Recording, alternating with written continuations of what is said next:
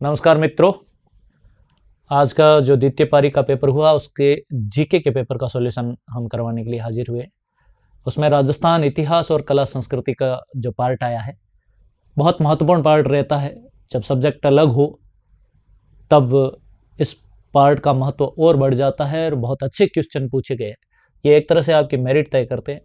हालांकि प्रश्नों का स्तर सामान्य था, लेकिन जब सब्जेक्ट अलग हो तब ये थोड़े से कठिन हो जाते हैं। फिर भी आपने बहुत बेहतर किया होगा निश्चित तौर पर। हम चलते हैं आज के सॉल्यूशन के लिए और पहला प्रश्न लेते हैं। कुंभलगढ़ दुर्ग का प्रारंभिक संस्थापक, कुंभलगढ़ दुर्ग का प्रारंभिक संस्थापक पूछा है। यहां पर बात प्रारंभिक की हो रही, संस्थापक कौन था? तो आपको सबको पता है कि सामान्य तौर पर जब हम बात करते हैं तो इसका निर्माण महाराणा कुंभा का ज्यादा चलता है, लेकिन प्रारंभिक इसका जो निर्माता था, संस्थापक था, वो संप्रति था।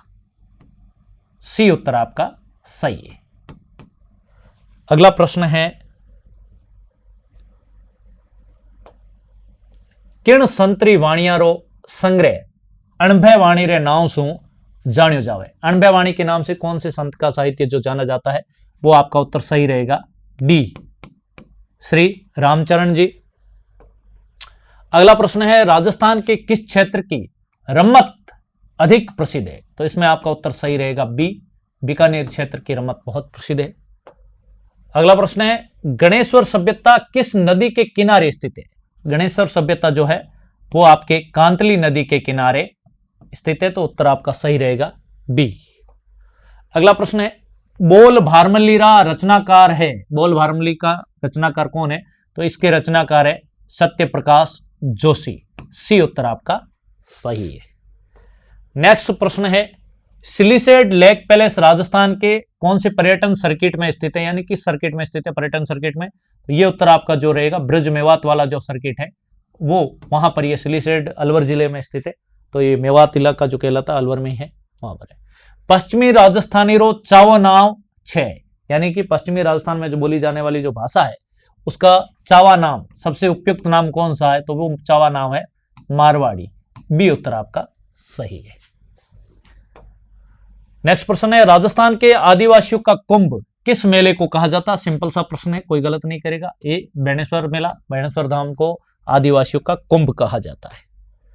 अगला प्रश्न है, राजस्थान में स्त्रियों द्वारा लहरिया किस अवसर पर पहना जाता है? लहरिया साड़ी। तो लहरिया विशेष करके श्रावण में आने वाली तीज पर पहना जाता है, तो ये सावणी तीज जो है, ये डी उत्तर आपका सही है। जयपुर में बहुत ज्यादा इसको चर्चा मिलती है, जयपुर में पहना ज्यादा जाता है, सावनी तीज पर पहना जाता है। बीकानेर राज्य प्रजा परिषद की स्थापना, बीकानेर में प्रजा परिषद की स्थापना 1942 में हुई थी, उत्तर आपका सही है बी। नेक्स्ट प्रश्न है, प्रसिद्ध चित्रकार साहिब राम किस चित्रकला शैली से संबंधित है? तो ये जयपुर की चित्रकला शैली से संबंधित प्रसिद्ध चित्रकार है, उत्तर आपका रहेगा सही। ईश्वर सिंह का आदमकद बनाया था चित्र। अगला प्रश्न है, जोधपुर के राठौड़ राजवंश का संस्थापक कौन था? तो राठौड़ राजवंश का संस्थापक राव सिंह था। डी उत्तर आपका सही हो जाएगा। अगला प्रश्न है, तेजाजी का जन्म कहां पर हुआ था? तेजाजी का जन्म खरनाल नागौर में हुआ था। ए उत्तर आपका सही है, लोक देवता तेजाजी का जन्म।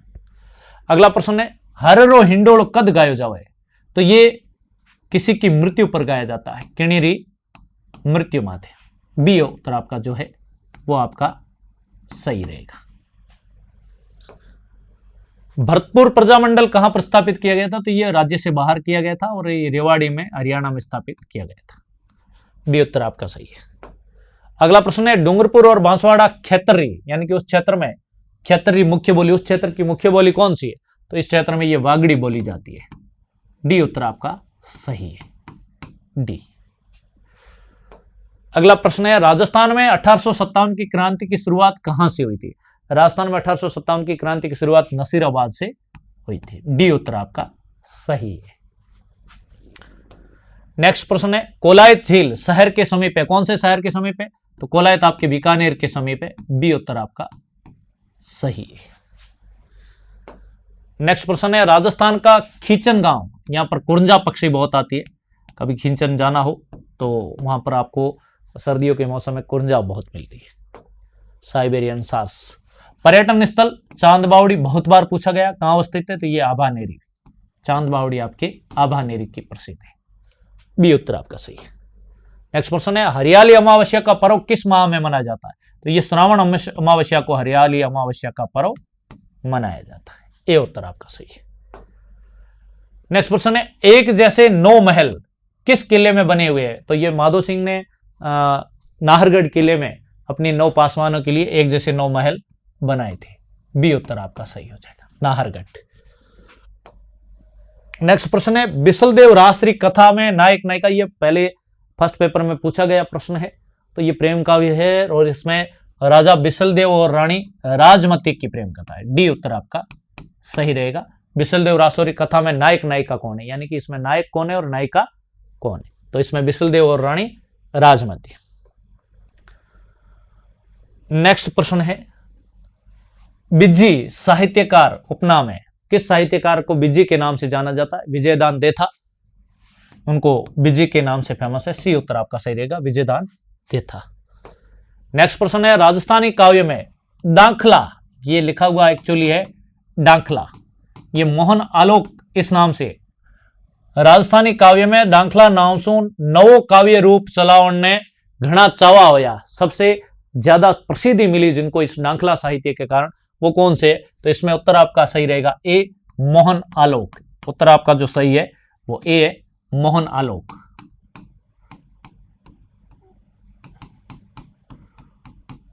मोहन आलोक जो है, इन्होंने दाखला नाम से साहित्य लिखा।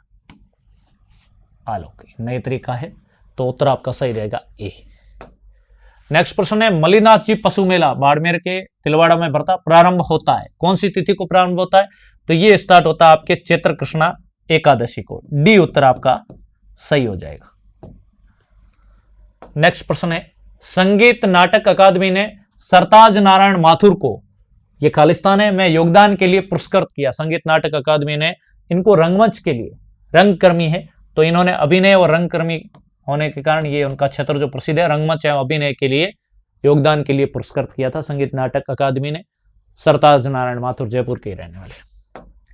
नेक्स्ट है, हवा महल की तीसरी मंजिल का क्या नाम है? 5 मंजिल है, उसमें तीसरी मंजिल का नाम विचित्र मंदिर है। ये उत्तर आपका सही हो जाएगा।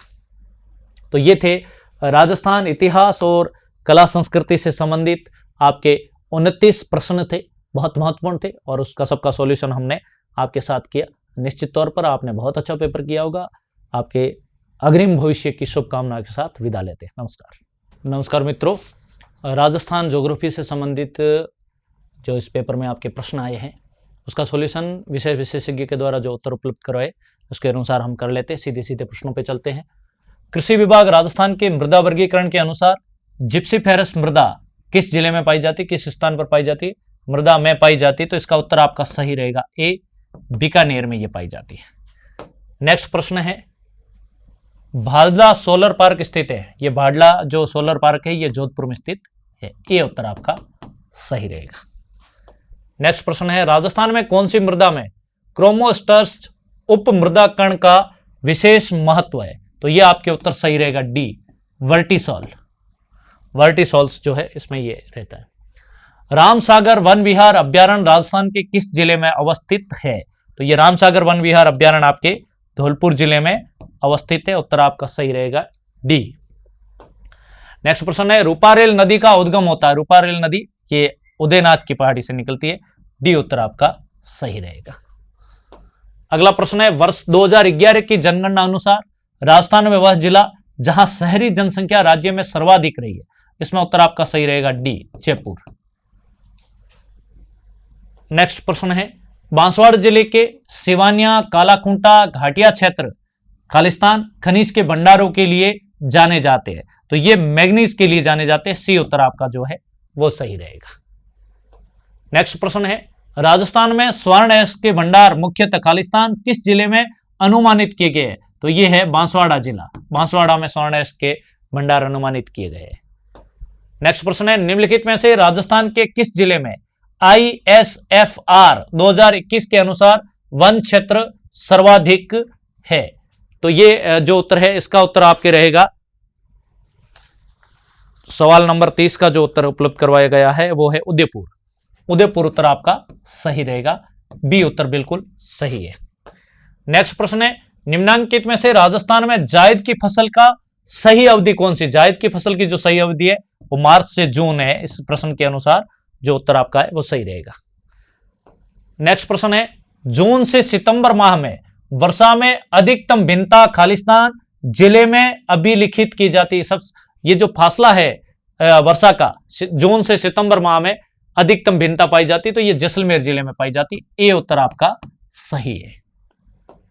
नेक्स्ट प्रश्न है, नरमा किस फसल की किस्म है? नरमा कपास की प्रकार होता है। बी उत्तर आपका सही है, नरमा। एक ये प्रश्न जो है, ceramic electrical research and development centre कहां पर स्थित है? तो ये आपका स्थित है जयपुर में। सी उत्तर आपका सही है। आज के यही प्रश्न थे जो सॉल्यूशन हो गया आपका। धन्यवाद। नमस्कार, स्वागत है आप सभी का फिर से सक्सेस पॉइंट के इस ऑनलाइन प्लेटफॉर्म पर। आज हम बात करेंगे जो ग्रेड 3 के लिए तृतीय श्रेणी अध्यापक भर्ती परीक्षा जो हुई थी उसमें द्वितीय स्तर में हिंदी भाषा के विषय में। देखिए, शुरुआत पेपर से ही कर लेते हैं हम। तो जैसा कि प्रश्न पत्र की बात करें तो प्रश्न पत्र अपेक्षा के अनुरूप नहीं था, मेरा ये मानना है। विशेषकर जो तैयारी करने वाले विद्यार्थी हैं उन्होंने इसकी आज जो प्रश्न पत्र था उसकी तुलना में कुछ कठिन प्रश्न पत्र की कल्पना की होगी निश्चित रूप से, और स्वयं मैंने भी ऐसा ही कुछ समझा था। तो प्रश्न पत्र स्तर जो हम कहें तो वो जितना होना चाहिए था उस स्तर का नहीं था, थोड़ा सरल प्रश्न पत्र था। खैर, सरल प्रश्नों में भी अशुद्धि की संभावना बहुत रहती है। कुछ प्रश्न जो है दोहरा दिए गए हैं, एक ही विषय से अधिक प्रश्न आ गए हैं, पूरा ठीक तरीके से वितरण में भी थोड़ी सी दिक्कत रही, बाकी ठीक है। फिर भी बात कर लेते हैं एक बार। चलिए, जैसे पहला प्रश्न था वर्णमाला पर आधारित था, निम्नलिखित वर्णों को उनके उच्चारण स्थान से सुमिलित कीजिए। तो चलिए बात करते हैं इसकी। सबसे पहला जो है क तो है हमारा जो ये कंठ्य वर्ण है। त के लिए यहां पर विकल्प जो हमारे पास वो दंत्य है, तो यहां रहेगा ये। न के लिए भी यहां विकल्प है नासिक के, और श के लिए विकल्प है हमारे पास तालु का। तो ये कुछ इस प्रकार की श्रृंखला बनेगी। तो क पहले का सी, तो पहले का सी केवल इसी एक विकल्प में ही है। इसके अलावा दूसरे का ए यहाँ ठीक है, तीसरे का डी भी ठीक है, और चौथे का बी ठीक है। तो यहां पर जो आपका सही उत्तर होना चाहिए वो होना चाहिए बी विकल्प, जो है दूसरा विकल्प जो इस प्रश्न का वो बिल्कुल सही उत्तर है। अगला देखते हैं, मतैक्य शब्द का सही संधि विच्छेद है। तो ये तो स्पष्ट सरल सा प्रश्न है, मतधन ऐक्य दूसरा विकल्प जो है वो यहां पर सही होगा हमारे। तीसरे प्रश्न की बात करें कि निम्नलिखित में से शुद्ध वाक्य का चयन कीजिए। तो श्री कृष्ण के अनेकों नाम है, ये तो ठीक नहीं है बिल्कुल भी, क्योंकि अनेक तो स्वयं ही बहुवचन है, तो यहां अनेकों न होके अनेक होना चाहिए, तब ये ठीक हो जाएगा। फिर है एक गाय, दो घोड़े और एक बकरी मैदान में चर रही हैं, तो ये भी ठीक नहीं है, क्योंकि यहां भी चर रहे हैं होना चाहिए ना, क्योंकि यहां और से जुड़ा हुआ है। अगर विकल्प चिन्ह होता मध्य में तो ऐसी स्थिति में क्रिया अंतिम कर्ता से आती, लेकिन यहां विकल्प चिन्ह नहीं है, तो यहां क्रिया बहुवचन होनी चाहिए। फिर काशी सदा से भारतीय संस्कृति का केंद्र रहा है, तो काशी स्त्रीलिंग शब्द है, तो केंद्र रही है होना चाहिए। तो यहां पर बंदूक एक बहुत उपयोगी शस्त्र है। वैसे बंदूक भी वैसे अस्त्र की श्रेणी का है, लेकिन फिर भी संभव है यहां पर इस विकल्प को सही माना जाए। और स्पष्ट रूप से कहें तो इन चारों में से कोई विकल्प पूरी तरह से ठीक नहीं दिख रहा है। अब संभव है बोर्ड इसका क्या उत्तर मानता है, पर व्याकरणिक दृष्टि से यहाँ कोई भी विकल्प जो है, कोई विकल्प शुद्ध नहीं है, क्योंकि काशी जो शब्द है वो स्त्रीलिंग शब्द है। फिर भी ये इसका चौथा विकल्प जो है ये ठीक संभावना इसकी लग रही है ना, तो चौथा विकल्प जो इसमें सही होना चाहिए। अगला जो प्रश्न है अंतस्थ व्यंजन नहीं है, तो अंतस्थ व्यंजन 4 है हमारे, य, र, ल और व। तो इनमें य, र और ल 3 विकल्प तो हमारे पास दिख रहे हैं, लेकिन ब जो वो यहां नहीं है। ब हमारा ओष्ठ्य विकल्प है, तो ब ओष्ठ्य व्यंजन है, इसलिए यहां सही उत्तर होगा सी। फिर निम्नलिखित में से क्रिया के विषय में कौन सा कथन गलत है। तो यहाँ आप जो पहला कथन हम पढ़ रहे हैं कि क्रिया एक अविकारी शब्द है, तो ये पहला ही कथन जो है क्रिया के विषय में गलत है, क्योंकि क्रिया जो हम जानते हैं क्रिया कैसा शब्द है, एक विकारी शब्द है। किस प्रकार का है, विकारी है, जबकि इसने अविकारी लिखा है, तो यहाँ पहला ही विकल्प अशुद्ध हो गया। आगे है संबंध बोधक अव्यय प्रयुक्त हुआ है। संबंध बोधक अव्यय निम्न में से किस विकल्प में? वह थोड़ा ही चल सकी, कमला ऊपर बैठी है, वह ईमानदारी से काम करता है और जल के बिना जीवन संभव नहीं है। तो यहां जो चौथा विकल्प है जल के बिना जीवन संभव नहीं है, इसमें आपके संबंध बोधक अव्यय का प्रयोग हुआ। ये जो के जो है ये यहां संबंध बोधक अव्यय के रूप में आया है। अगला प्रश्न देखिए, निम्नलिखित में से योग रूढ़ शब्द का उदाहरण कौन सा है? तो योग रूढ़ ऐसे शब्द जो दो शब्दों के योग से बनते हैं लेकिन किसी एक व्यक्ति विशेष के लिए, वस्तु विशेष, स्थान विशेष के लिए रूढ़ हो जाते हैं। तो यहां पर ऐसा शब्द जो है वो है हमारे एक दंत। तो इसका सही उत्तर होना चाहिए तीसरा विकल्प। अगला है एरिया अंग्रेजी शब्द के लिए हिंदी पारिभाषिक शब्द कौन सा है? तो एरिया के लिए जो पारिभाषिक शब्द जो आएगा वो आएगा क्षेत्र। पहला विकल्प बिल्कुल सही है। फिर देखिए निम्न में से फारसी शब्द नहीं है। वैसे ये थोड़ा सा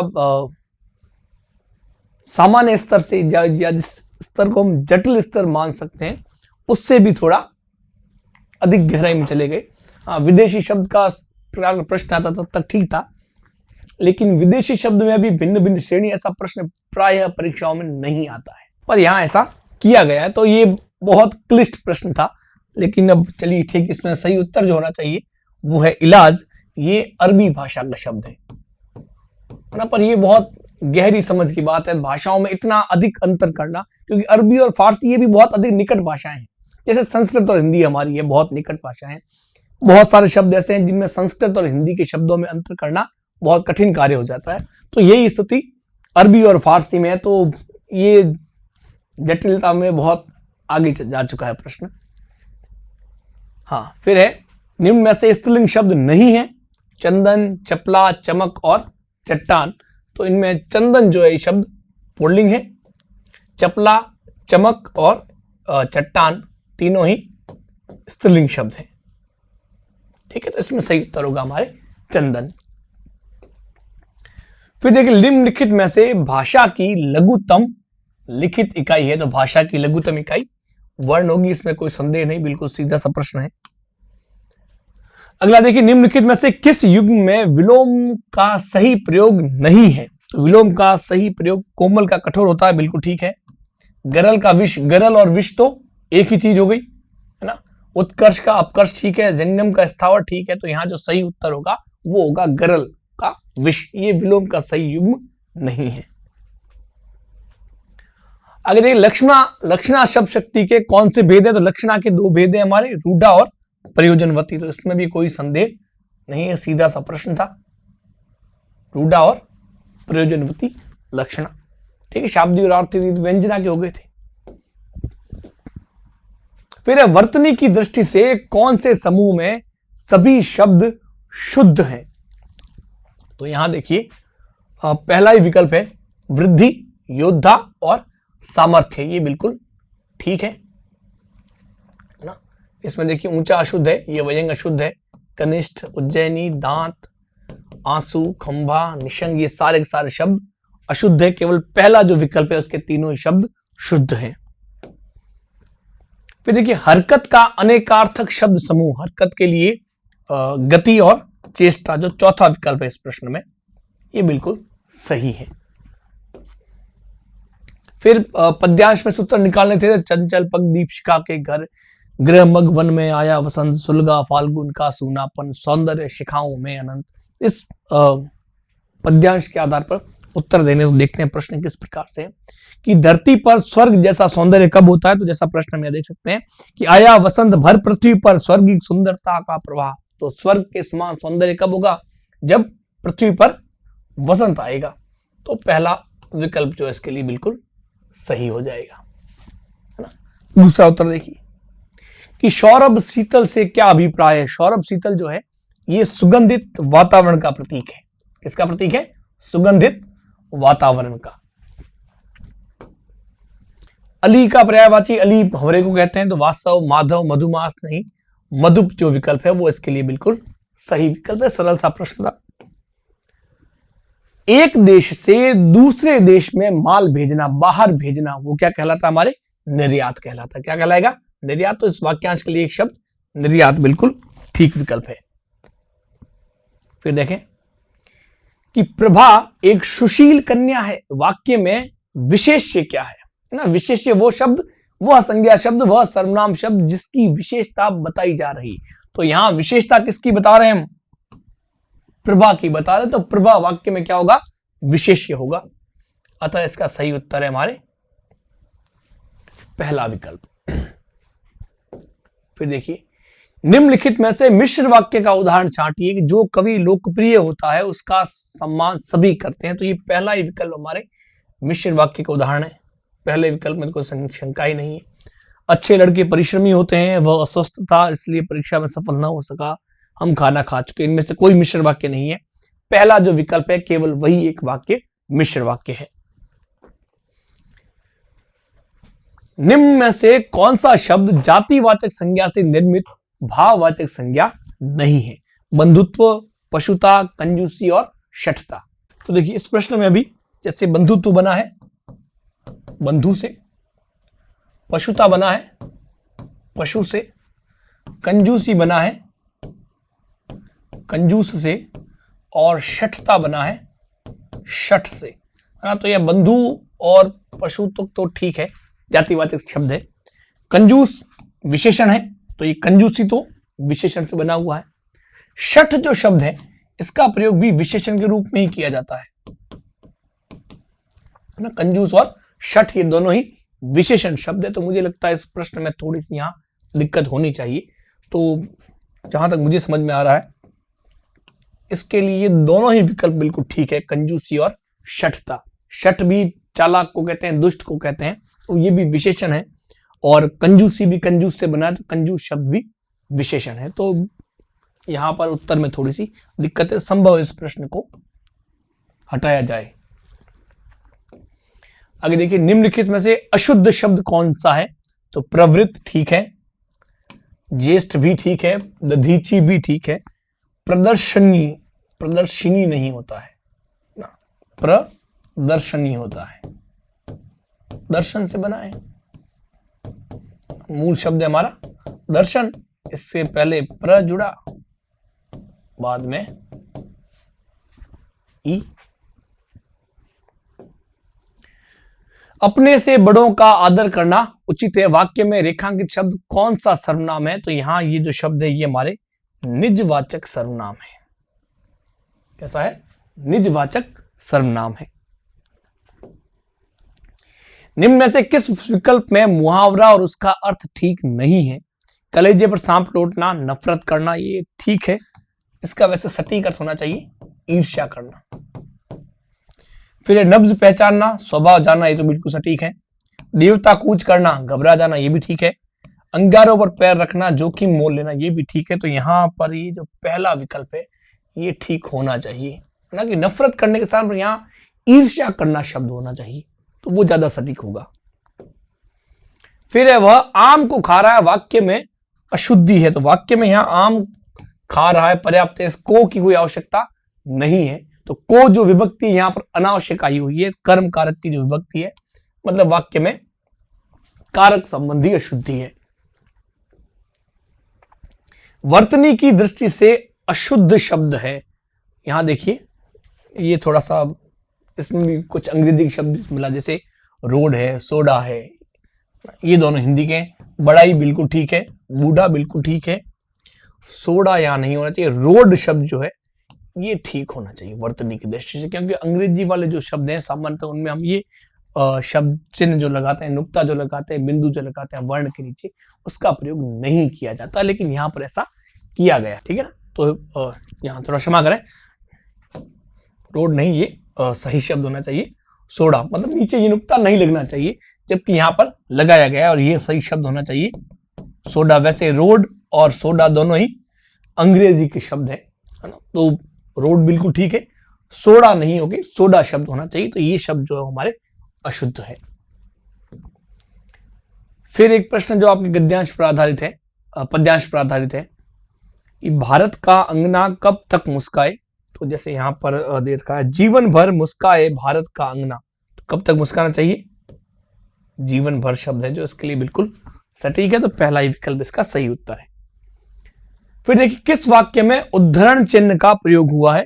वाह कितना सुंदर दृश्य है, ये तो विस्मयादिबोधक जो आश्चर्य का है। कामायनी, यहाँ देखिए इकहरा उद्धरण चिन्ह आया हुआ है, साकेत ये उपविराम है।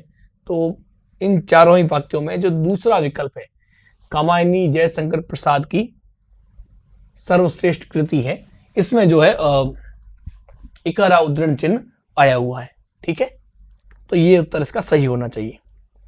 फिर देखिए निम्नलिखित में से जातिवाचक संज्ञा से बनी हुई भाववाचक संज्ञा कौन सी है ना। जातिवाचक संज्ञा से बना भाववाचक संज्ञा शब्द कौन सा है? मिठास बना है मीठा से, ममता बना है मम से, सजावट बना है सजाना से, बुढ़ापा बना है बूढ़ा से। तो यहां देखिए ये विशेषण है मीठा, मम सर्वनाम है, सजाना क्रिया है, पीछे एक ही शब्द बचता है बुढ़ापा। तो बुढ़ापा जो शब्द है ये जातिवाचक संज्ञा से बनी हुई भाववाचक संज्ञा, तो यहां सही विकल्प होगा हमारे चौथा। अंतस्थ व्यंजन देखिए प्रश्न दोहरा दिया गया है, य र ल व चार थे, तो यहाँ ख क्ष च और य दे रखे हैं, तो स्पष्ट उत्तर है य र ल व चार अंतस्थ व्यंजन है, तो यह हमारे अंतस्थ व्यंजन रहेगा। ठीक है, फिर देखिए सूर्य का पर्यायवाची, तो सूर्य का पर्याय होगा सविता। ठीक, ये तो सरल सा प्रश्न है। रत और रति, रत मतलब किसी काम में जो लगा हुआ हो, डूबा हुआ हो, मतलब लीन, ठीक है ना, और कहीं है नहीं। और रति, रति प्रेम का प्रतीक है, तो यहां सही उत्तर होगा चौथा विकल्प डी, लीन और प्रेम। रत का अर्थ है लीन, रति यानी प्रेम। फिर लोकोत्तर, ये बना है लोकधन, उत्तर, उत्तर मतलब अलग, बाहर, परे, जो लोगों से अलग हो, लोगों से दूर हो, लोगों से परे हो, लोगों से उत्तर हो, बाहर का हो, वो लोकोत्तर। तो यहां जब अलग की बात हम कर रहे हैं, दूर होने की बात कर रहे हैं, तो अलगाव का जो भाव है किसमें होगा? हमारे अपादान तत्पुरुष में होगा। तो लोकोत्तर जो शब्द है इसमें अपादान तत्पुरुष समास है। ठीक, आगे देखिए सबकी मति भ्रष्ट होना, कुएं में भांग होना, इसकी हमने कक्षा में बात की।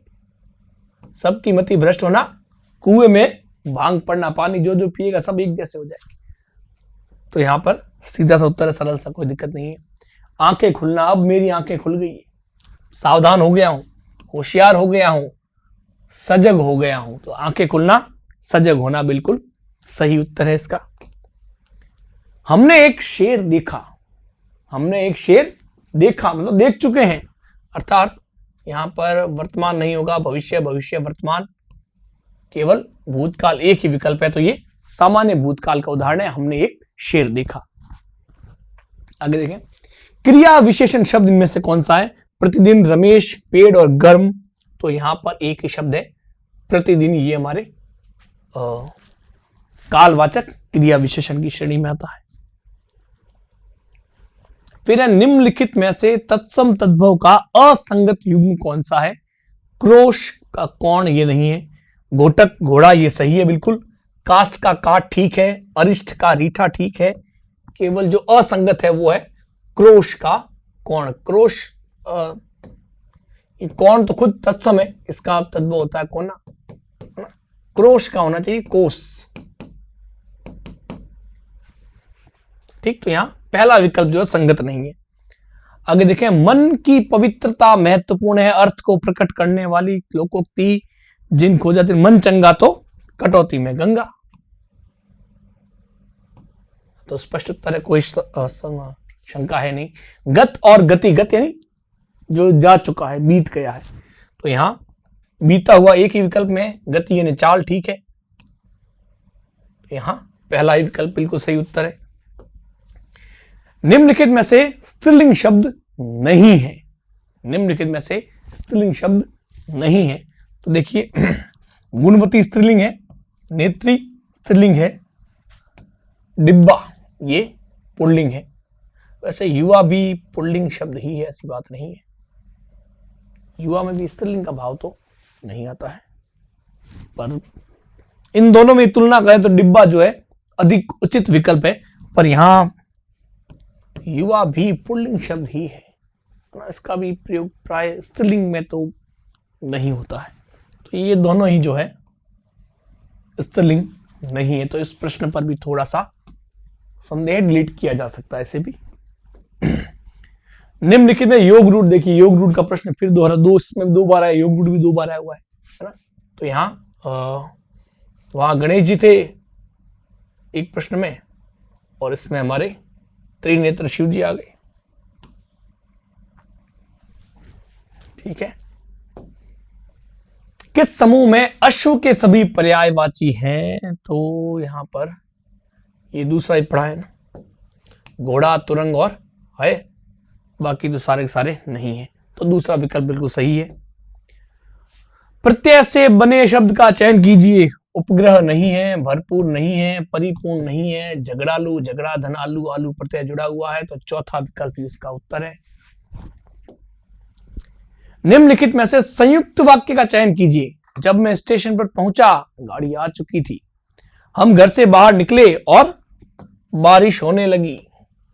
विद्वान मनुष्य का सभी सम्मान करते हैं और वह साड़ी खरीदने बाजार गई। तो इन चारों में ही जो दूसरा विकल्प है, हम घर से बाहर निकले और बारिश होने लगी, ये हमारे संयुक्त वाक्य का उदाहरण है। शेष तीनों में से कोई भी संयुक्त वाक्य का उदाहरण नहीं है। फिर देखिए निवारण शब्द में उपसर्ग, तो ये तो निधन वारण से है, तो सीधा स्पष्ट दिख रहा है, एक ही उत्तर इसका सी विकल्प होगा। फिर इसमें से शुद्ध वाक्य का चयन कीजिए। सभी वर्ग के लोग उपस्थित थे, सभी फिर वर्गों होना चाहिए, अगर सभी आया ना तो सभी वर्गों के लोग उपस्थित थे। उसका कद मुझसे नहीं, मेरे कद से बड़ा है, पूरा होना चाहिए। वह पानी से पौधों को सींचता है, तो पौधों की सिंचाई पानी से ही होती है, तो सामान्य सी बात है। तो यहाँ पौधों से पानी से जो पद आया ये अनावश्यक पद है, तो एक ही विकल्प बचता है। जो लोग अंदर आना चाहते हैं वे आ सकते हैं, जो लोग अंदर आना चाहते हैं वे आ सकते हैं, तीसरा विकल्प जो इसमें बिल्कुल सही उत्तर है। चलिए आगे देखते हैं। निम्नलिखित में से विलोम शब्द का असंगत युग्म चुनना है हमें। तो इति का अर्थ होता है ठीक है, उपकार अपकार होता है, अनुराग का राग नहीं विराग, अनुराग और राग तो समानार्थी शब्द है, अर्वाचीन प्राचीन, ये बिल्कुल ठीक है। पक्षी का पर्यायवाची, पक्षी सोम, शिलीमुख, नभ, द्विज, पक्षी का द्विज है। निम्नलिखित में से शुद्ध वाक्य कौन सा है?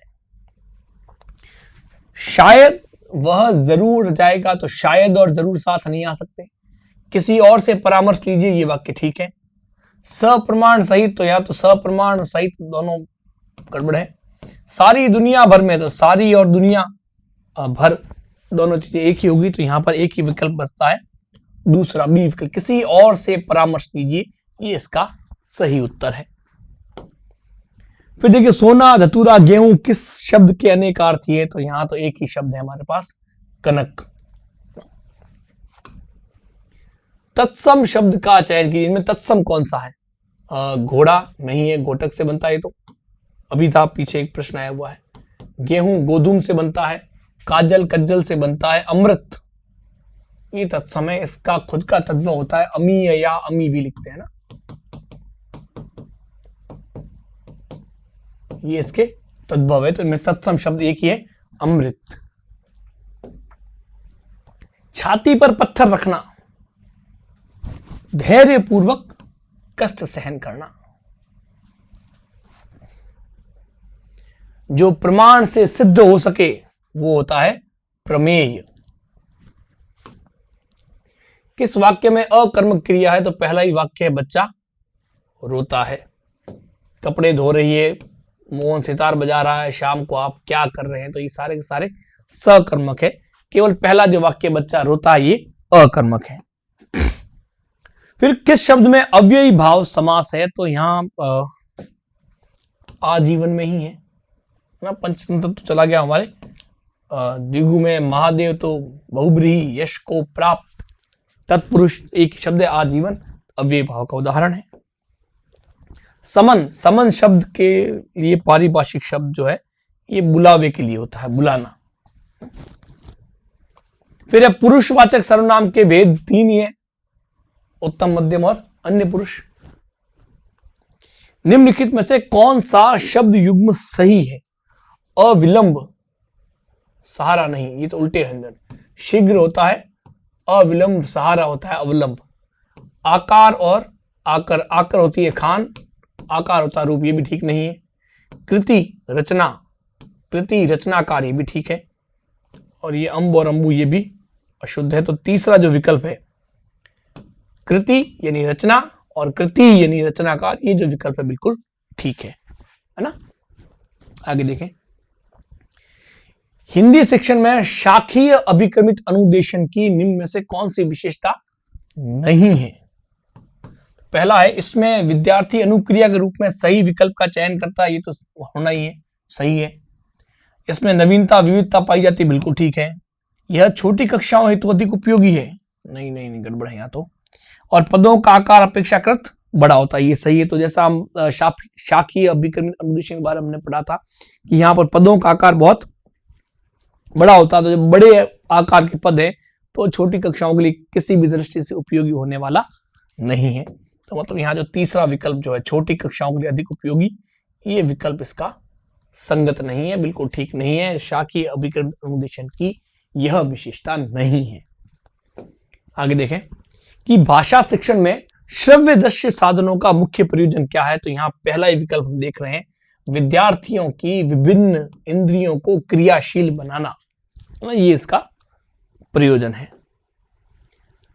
फिर निम्नलिखित में से कौन सा गुण व्याख्यान विधि का नहीं है? यह विधि उच्च कक्षाओं के लिए उपयोगी है, बिल्कुल ठीक है। कम खर्चीली है, बहुत कम खर्च, कम समय में अधिक ज्ञान प्रदान करने वाली, बिल्कुल ठीक है। यह मनोवैज्ञानिक विधि है, बिल्कुल ठीक नहीं है, यह अमनोवैज्ञानिक विधि है। कविता शिक्षण की विधि नहीं है, शब्दार्थ कथन खंडान्वय सूत्र और गीत तो सूत्र प्रणाली नहीं है, क्योंकि सूत्र प्रणाली किसकी है? हमारे व्याकरण शिक्षण की है।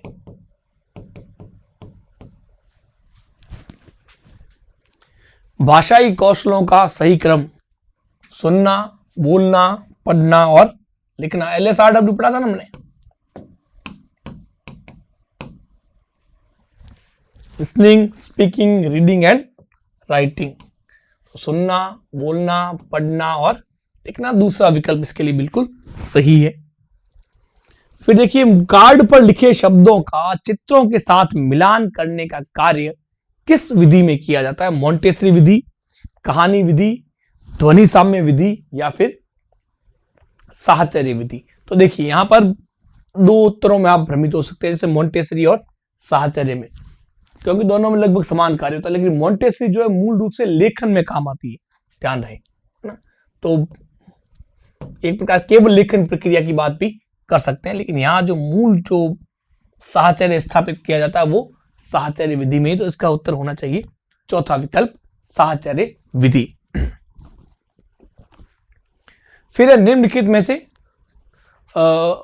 असत्य कथन, मापन का क्षेत्र सीमित है, मूल्यांकन विस्तृत, ठीक है।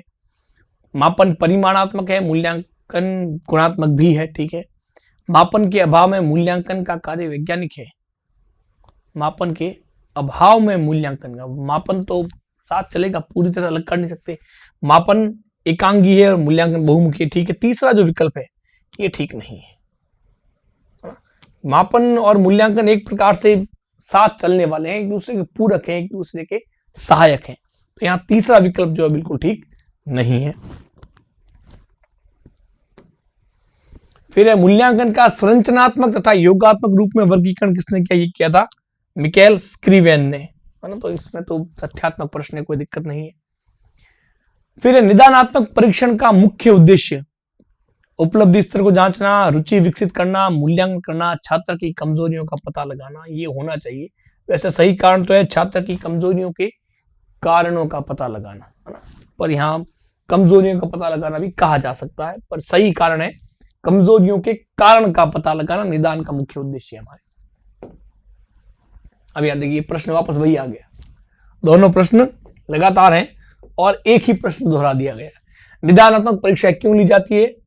छात्रों की कमजोरी का पता लगाने के लिए। ठीक, चलिए ये प्रश्न थे हमारे हिंदी से जुड़े हुए।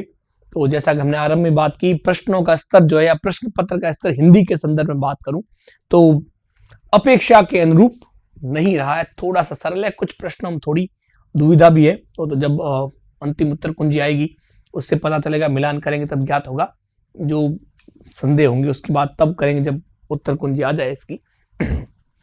पर कुल मिलाकर यह है कि ठीक था प्रश्न पत्र।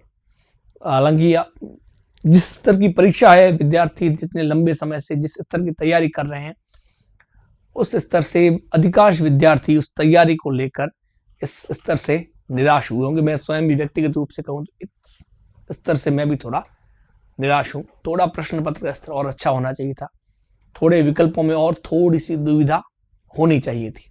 खैर ठीक था प्रश्न, अपेक्षा बहुत अच्छे से किया होगा आपने।